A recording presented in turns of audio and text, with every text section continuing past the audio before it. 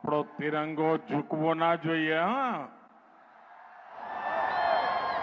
ભારત માતા की,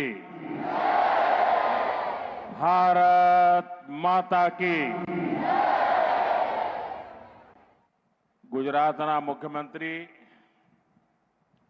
શ્રીમાન ભૂપેન્દ્રભાઈ પટેલ, કેન્દ્રમાં મંત્રીમંડળના મારા સાથી મનોહરલાલજી, મંત્રીમંડળના अन्य सभी सौ सदस्यों, सांसद, विधायकगण, अन्य सौ वरिष्ठ महानुभाव અને કચ્છના મારા વાલા ભાઈઓ અને બહેનો,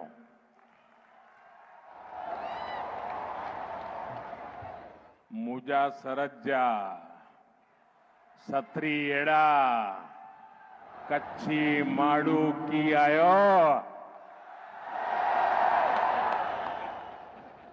આઉં કચ્છ જા સપૂત એડા क्रांति गुरु श्यामजी कृष्ण वर्मा के घणे घणे नमन करिया. तो आई माड़े कच्छी भा भेणु के मुजा जजा जजा राम राम.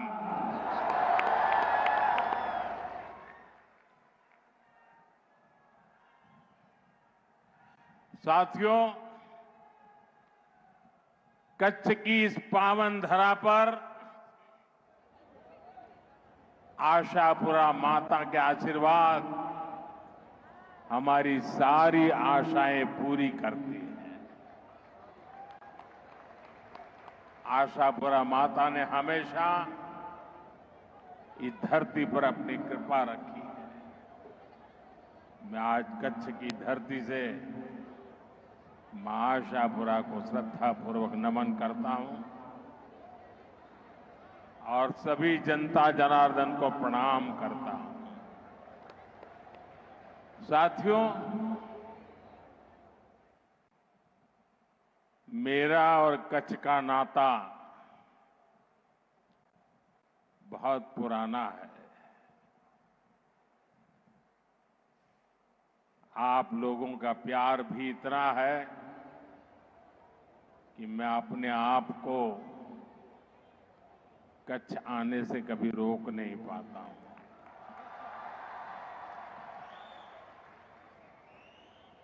और जब मैं राजनीति में भी नहीं था, सत्ता से मेरा कोई लेना देना नहीं था, उस समय भी कच्छ की धरती पर लगातार आना ये मेरी सहज कार्य रचना हुआ करती थी. यहां के चप्पे चप्पे पर जाने का मौका मिला है. कच्छ के लोगों का आत्मविश्वास अभावों के बीच भी आत्मविश्वास से भरे हुए लोग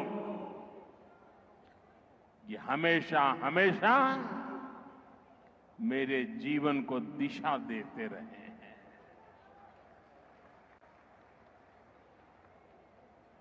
जो पुरानी पीढ़ी के लोग हैं वो जानते हैं, वर्तमान पीढ़ी को शायद पता नहीं है. आज तो यहां का जीवन बहुत आसान हो गया, लेकिन तब हालात कुछ और हुआ करते थे. और जब मुख्यमंत्री के रूप में मुझे याद है, जब पहली बार नर्मदा का पानी कच्छ की धरती पर आया, शायद वो दिन कच्छ के लिए दिवाली बन गया था. और ऐसी दिवाली पहले कभी भी कच्छ ने देखी नहीं होगी जो उस दिन हमने देखी थी. पानी के लिए सदियों से तरसता कच्छ, मां नर्मदा ने हम पर कृपा की और मेरा सौभाग्य है कि सूखी धरती पर पानी पहुंचाने के कार्य में निमित्त बनने का मुझे अवसर दिया आप सबने।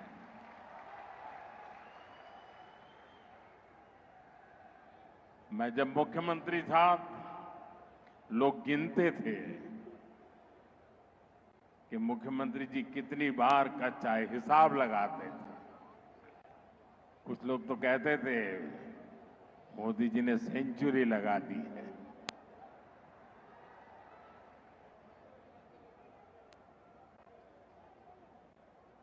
अनेक गांवों में जाना, मेरे कार्यकर्ताओं के घरों में जाना, लोगों को मिलना, मेरे कार्यालय में जाकर के बैठना, ये मेरे स्वाभाविक गतिविधि का हिस्सा था। साथियों, मैंने देखा है कि कच्छ में पानी नहीं था, लेकिन कच्छ के किसान पानीदार थे। उनका जज्बा हमेशा देखने लायक था। सालों तक जो भी मैंने कच्छ में अनुभव किया, और मैं उसमें विकास की बहुत संभावनाएं देखता था। कच्छ ऐसा नहीं हो सकता। जिस भूमि पर हजारों साल पहले धौलावीरा हुआ हो, उस भूमि में जरूर कोई ताकत होनी चाहिए। हमें उसकी पूजा करनी चाहिए। और साथियों, कच्छ ने दिखा दिया कि उम्मीद और निरंतर परिश्रम से स्थितियों को पलटा जाता है, आपत्ति को अवसर में बदला जा सकता है और इच्छित सिद्धियों को प्राप्त किया जा सकता है। जब यहां भूकंप आया था तो दुनिया को लगता था कि बस खत्म, अब कुछ नहीं हो सकता।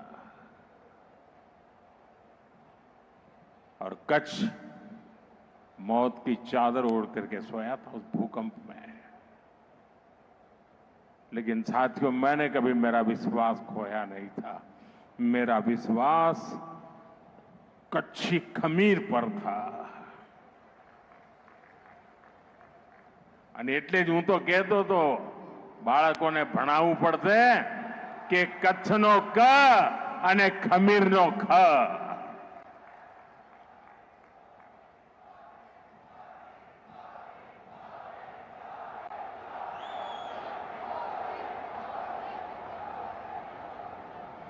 लेकिन मुझे विश्वास था कि कच्छ इस संकट को परास्त करेगा, भूकंप को भी कंपा करके मेरा कच्छी मारू खड़ा हो जाएगा। और आपने बिल्कुल वैसा ही किया। आज कच्छ व्यापार, कारोबार का, टूरिज्म का एक बड़ा सेंटर है। आने वाले समय में कच्छ की ये भूमिका और बड़ी होने वाली है। इसलिए जब भी मैं कच्छ विकास को गति देने आता हूं, मुझे लगता है कि मैं और कुछ करूंगा, और नया करूंगा, और ज्यादा करूंगा। मन रुकने का नाम नहीं करता है। आज यहां विकास से जुड़े 50,000 करोड़ रुपए से अधिक के प्रोजेक्ट का शिलान्यास और लोकार्पण हुआ है। एक समय था पूरे गुजरात में 50,000 करोड़ की योजना सुनाई नहीं देती थी। आज एक जिले में 50,000 करोड़ रुपए का काम। साथियों, ये प्रोजेक्ट भारत को दुनिया की एक बहुत बड़ी और ब्लू इकोनॉमी बनाने, ग्रीन एनर्जी का सेंटर बनाने में भी मदद करेगी। मैं आप सभी को, मेरे प्यारे कच्छियों को, इन सभी विकास कार्यों के लिए बहुत बहुत बधाई देता हूं। एक बार तिरंगा फहरा करके जरा अपना आनंद भी जताइए, उत्साह भी जताइए।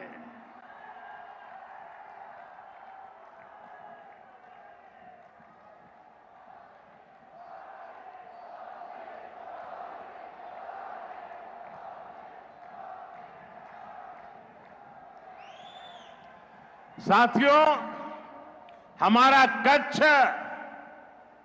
हरित ऊर्जा का दुनिया का सबसे बड़ा केंद्र बन रहा है। आप सुन रहे हो? क्या कहा मैंने? दुनिया का सबसे बड़ा। हो जाए एक बार।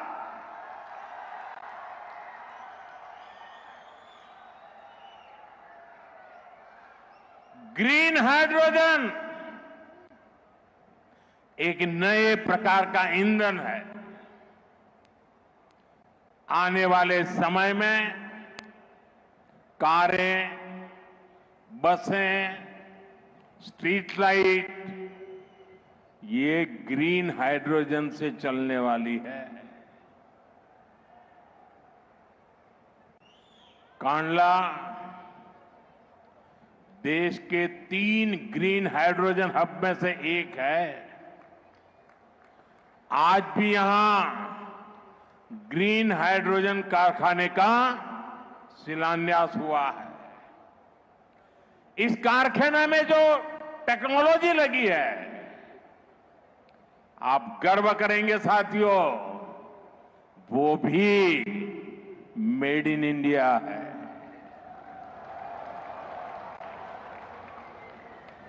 हमारा कच्छ भारत की सौर क्रांति के भी केंद्र में है।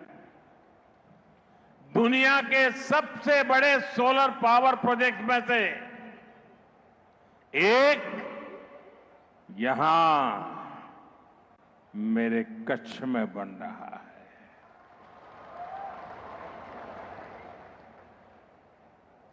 एक जमानो હતો આપણે કચ્છનું વર્ણન કરીએ એટલે વારે કે ભાઈ અમારે તો હું રણ છે કે અહીંયા શું થાય। અને એ વખતે હું કહેતો હતો આ રણ નહીં, આ તો મારા ગુજરાતનું તોરણ છે।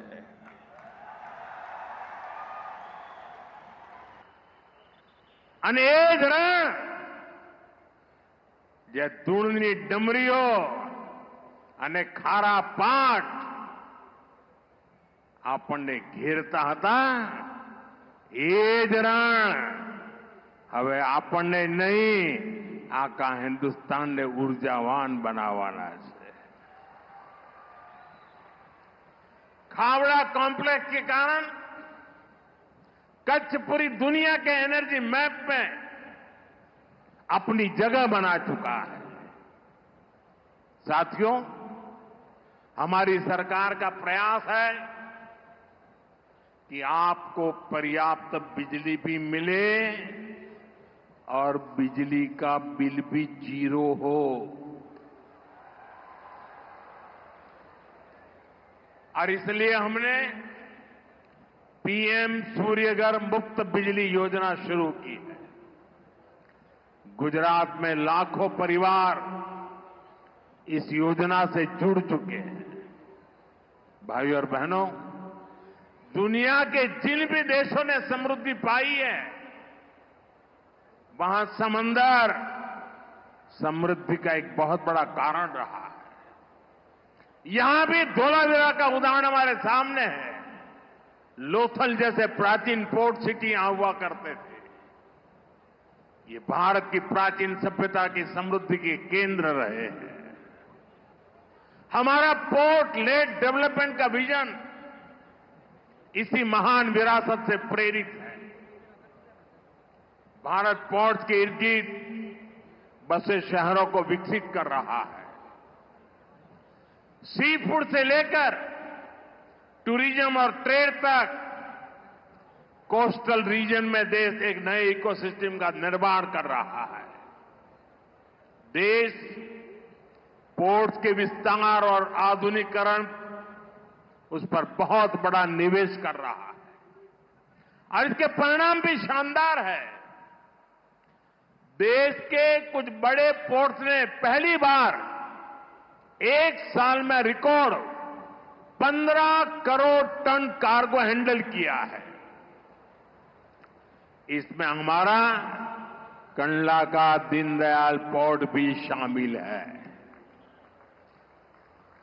देश के कुल समुद्री व्यापार कारोबार का लगभग 1/3 हिस्सा अकेले हमारे कच्छ के ही बंदरगाह से हैंडल होता है। इसलिए कांडला और मुंद्रा पोर्ट की कैपेसिटी को, उसकी कनेक्टिविटी को लगातार बढ़ाया जा रहा है। आज भी यहां शिपिंग से जुड़ी कई सुविधाओं का लोकार्पण किया गया है। यहां नई जेटी बनाई गई है।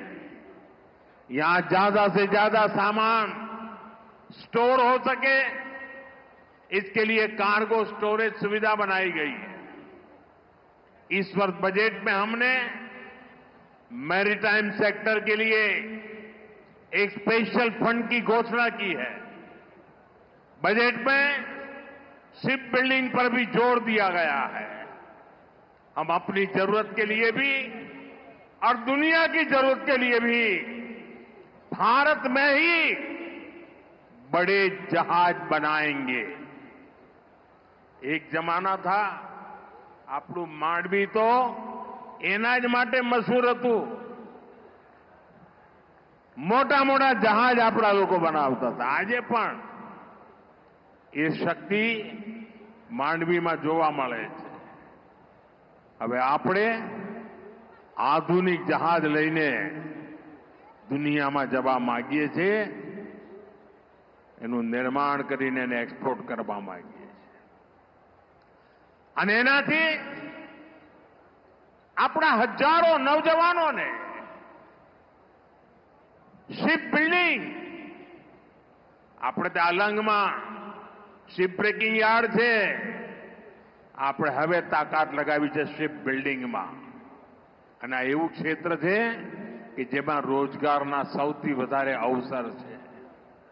साथियों, हमारे कच्छ ने हमेशा अपनी विरासत का सम्मान किया है। अब ये विरासत भी कच्छ के विकास की प्रेरणा बन गई। बीते 2-2.5 दशक में भुज में टेक्सटाइल, फूड प्रोसेसिंग, सिरेमिक और नमक से जुड़े उद्योगों का बहुत विकास हुआ।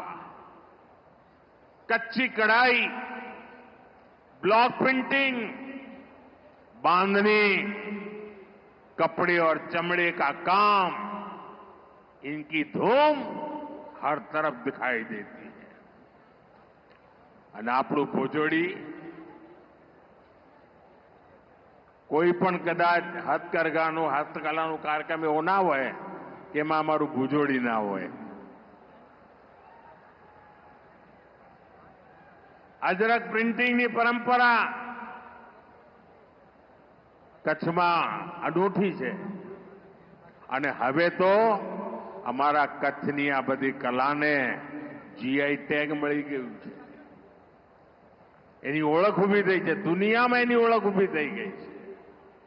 यानी अब इस पर मोहर लग गई है कि मूल रूप से ये कला कच्छ की है। ये विशेष रूप से हमारे जनजातीय परिवारों के लिए, कारीगरों के लिए बहुत बड़ी पहचान है। इस वर्ष के बजट में केंद्र सरकार ने चमड़ा और कपड़ा उद्योग के लिए अनेक घोषणाएं की हैं। साथियों, मैं कच्छ के किसान बहनों और भाइयों को परिश्रम को भी नमन करता हूं। आपने मुश्किल चुनौतियों के बीच भी हार नहीं मानी। एक समय था जब गुजरात में पानी सैकड़ों फीट नीचे चला गया था। नर्मदा जी की कृपा और सरकार के प्रयासों से आज स्थिति बदल गई है। केवड़िया से कच्छ के मोड़कुबा तक जो नहर बनी है, उससे कच्छ की किस्मत बदल गई है।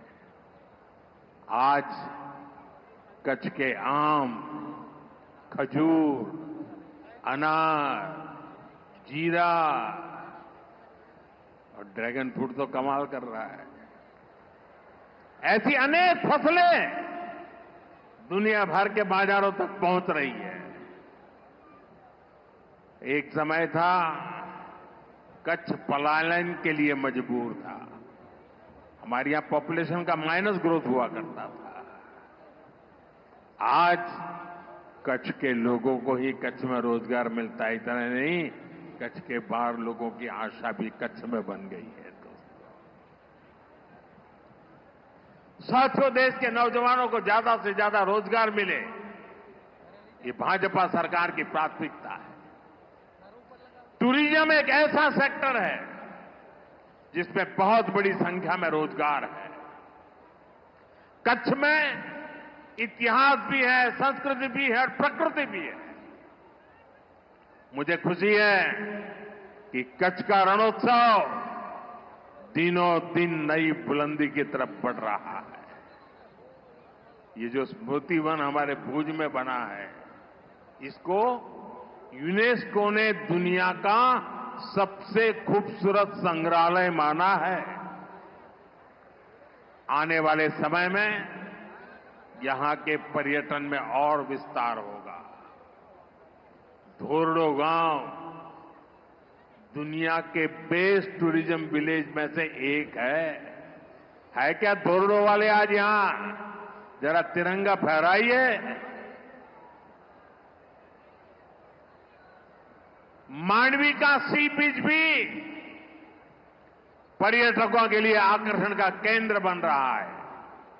और मैं तो भूपेंद्र भाई को रिक्वेस्ट करता हूं, कच्छ के सारे नेता यहां बैठे हैं, जब हमारा रणोत्सव चलता हो, क्या उसी समय हम कच्छ के बीच पर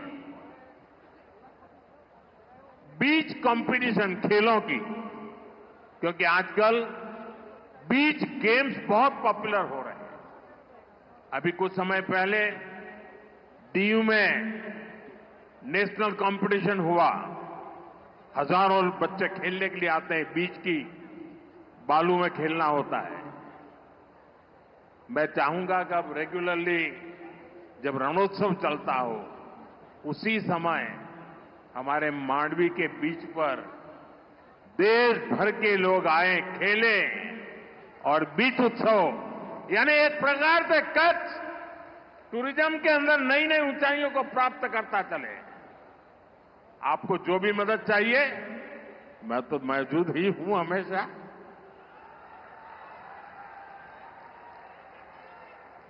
साथियों, अहमदाबाद ने भुजनी वच्चे नमो भारत રેપિડ રેલ આને પણ ટુરિઝમને મોટી તાકાત આપી છે। સાથીઓ, આજે 26 મે છે।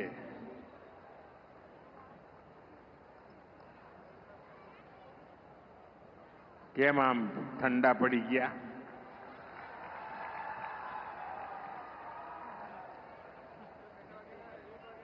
આપ સૌ ગુજરાતના ભાઈઓ બહેનોએ મને વાજતે ગાતે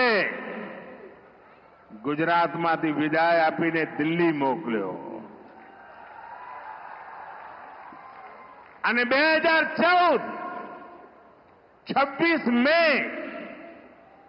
આજે જ અને લગભગ આ જ સમયે દેશમાં પહેલીવાર प्रधानमंत्री तरीके, प्रधान सेवक तरीके सौगंध लीधा आता है।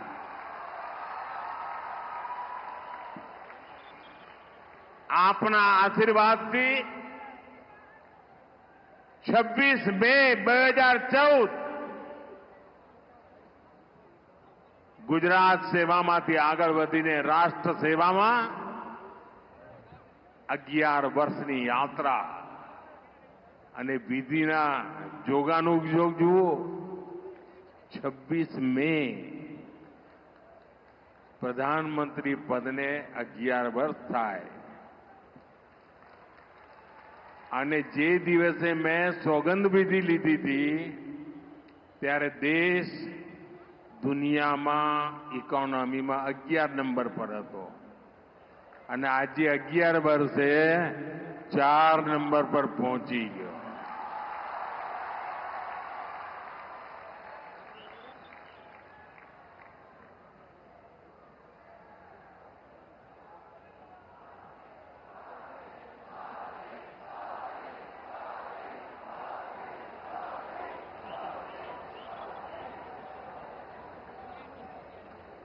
साथियों, भारत टूरिज्म पर विश्वास करता है. टूरिज्म लोगों को जोड़ता है. लेकिन पाकिस्तान जैसा देश भी है जो टेररिज्म को ही टूरिज्म मानता है और ये दुनिया के लिए बहुत बड़ा खतरा है. हमारे गुजरात में कच्छ के लोगों को पता होगा कि पहले गांधीनगर से कोई भी मंत्री मुख्यमंत्री कच्छ आते थे 25-30 साल पहले, तो उनके भाषण में पाकिस्तान से शुरू होता था, पाकिस्तान पूरा होता था और कच्छ वालों को बार बार याद कराते थे पाकिस्तान पाकिस्तान पाकिस्तान. आपने देखा होगा 2001 में मैंने तय कर लिया कि मैं समय उसमें बर्बाद नहीं करूंगा.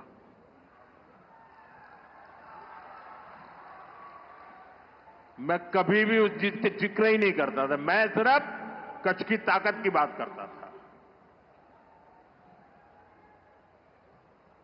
भुला दिया था मैंने.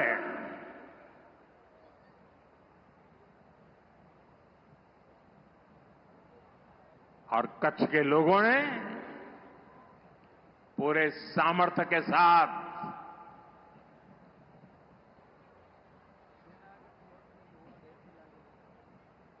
पाकिस्तान को भी ईर्ष्या हो जाए वैसा कच्छ बना दिया. दोस्तों, साथियों, हमारी नीति आतंकवाद के खिलाफ जीरो टॉलरेंस की है. ऑपरेशन सिंदूर ने इस नीति को और स्पष्ट कर दिया है. जो भी भारतीयों का खून बहाने की कोशिश करेगा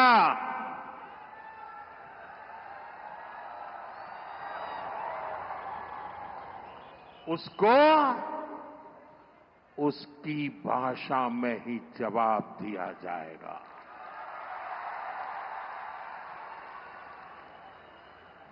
भारत पर आंख उठाने वाले किसी भी कीमत पर बख्शे नहीं जाएंगे.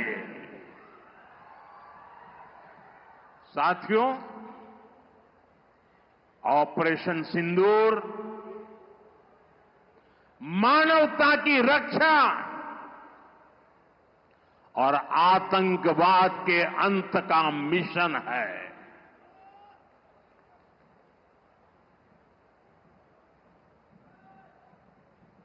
बाईस मई के बाद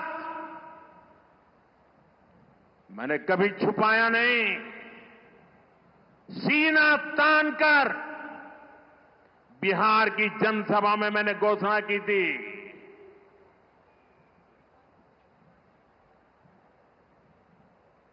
मैं आतंकवाद के ठिकानों को मिट्टी में मिला दूंगा.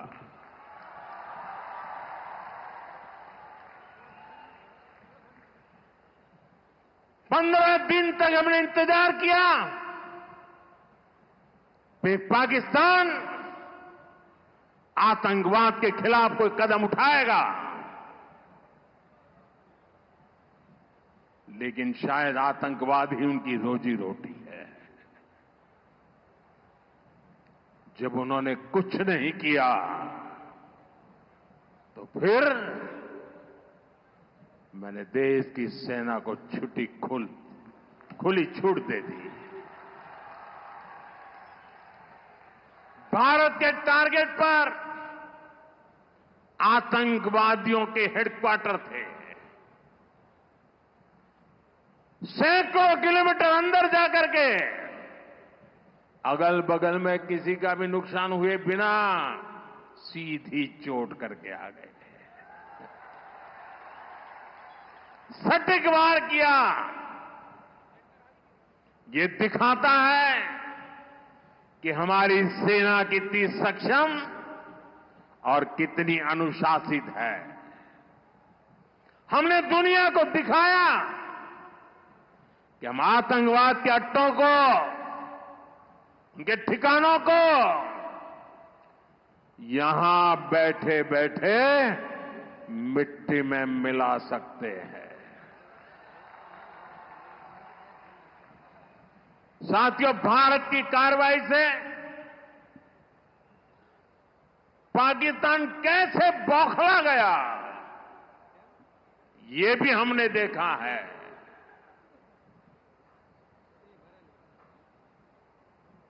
9 तारीख रात को हमारी कच्छ की सीमा पर भी ड्रोन आए।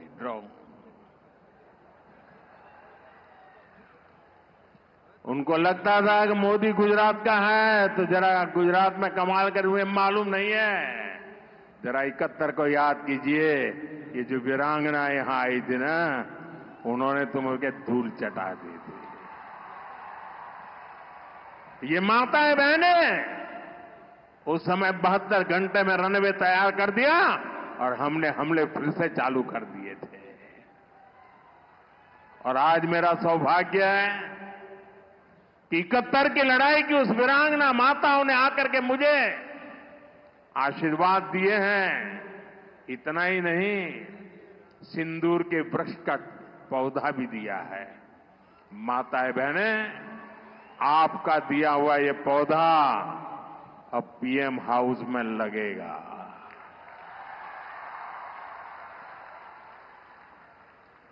ये सिंदूर का पौधा है, ये वट वृक्ष बन करके रहेगा। साथियों, पाकिस्तान ने, हमने तो आतंकवादियों के ठिकानों पर हमला किया था। उन्होंने हमारे निर्दोष नागरिकों पर हमला करने की कोशिश की। और जब उनके ड्रोन दिखने लगे तो पलक झपकते ही एक के बाद एक, आपने देखा कैसे गिरते थे।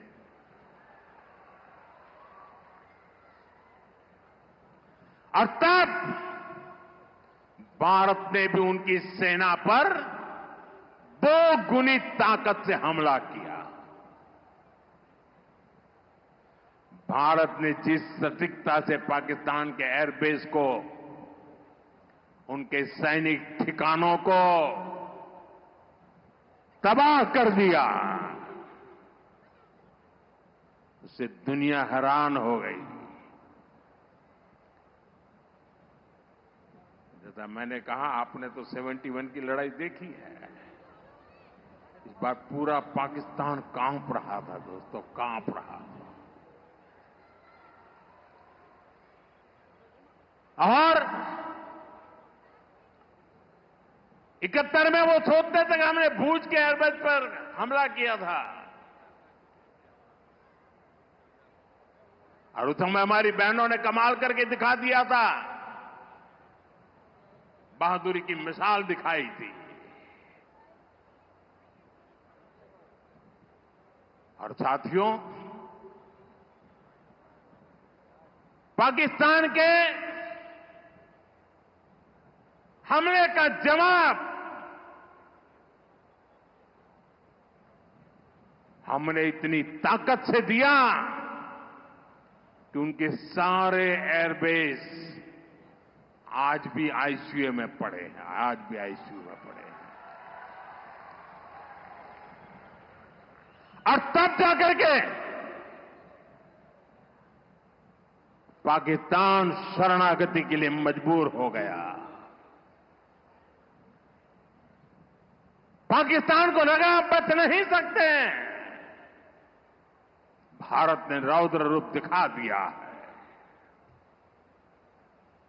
और आखिरकार ये हमारी सेना का पराक्रम था,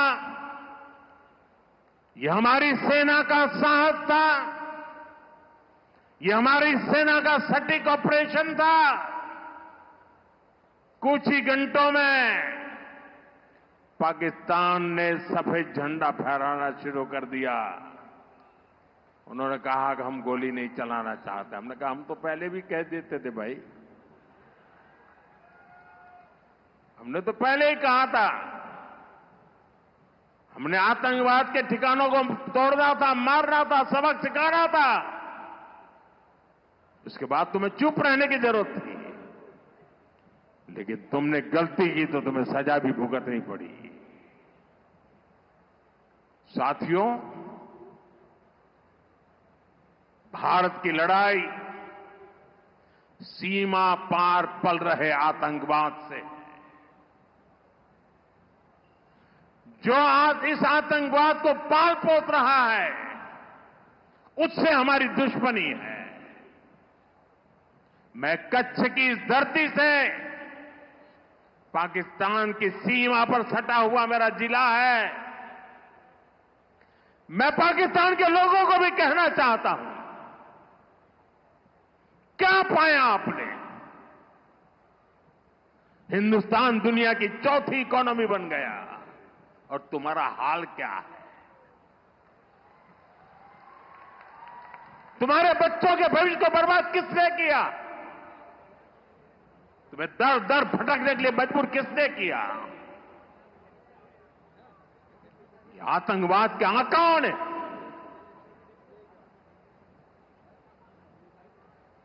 वहां की सेना का अपना एजेंडा, पाकिस्तान के नागरिकों, खास करके वहां के बच्चे, ये मोदी की बात कान खोल करके सुन लो।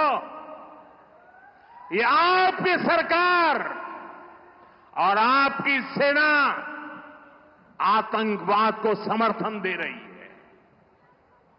आतंकवाद पाकिस्तान की सेना और सरकार के लिए पैसा कमाने का जरिया बन गया है। पाकिस्तान के युवकों को तय करना होगा, पाकिस्तान के बच्चों को तय करना होगा, क्या ये रास्ता उनके लिए ठीक है? क्या उनका भला हो रहा है? सत्ता के लिए जो एक खेल खेले जा रहे हैं, क्या उससे पाकिस्तान के बच्चों की जिंदगी बनेगी? मैं पाकिस्तान के बच्चों को कहना चाहता हूं, ये आपके हुक्मनारा, ये आपकी सेना आतंकवाद के साए में पल रही है। वो आपके जीवन में खतरे पैदा कर रही है, आपके भविष्य को नष्ट कर रही है, आपको अंधेरे में धकेल रही है। पाकिस्तान को आतंक की बीमारी से मुक्त करने के लिए पाकिस्तान के अवाम को आगे आना होगा, पाकिस्तान के नौजवानों को आगे आना होगा। सुख चैन की जिंदगी जियो, रोटी खाओ, वरना मेरी गोली तो है ही।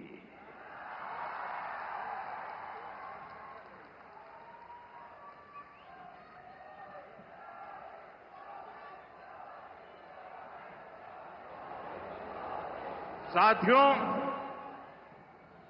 भारत की दिशा एकदम स्पष्ट है। भारत ने विकास का पथ चुना है, शांति और समृद्धि का रास्ता चुना है। मुझे भरोसा है कि जैसे कच्छ की जो स्पिरिट है,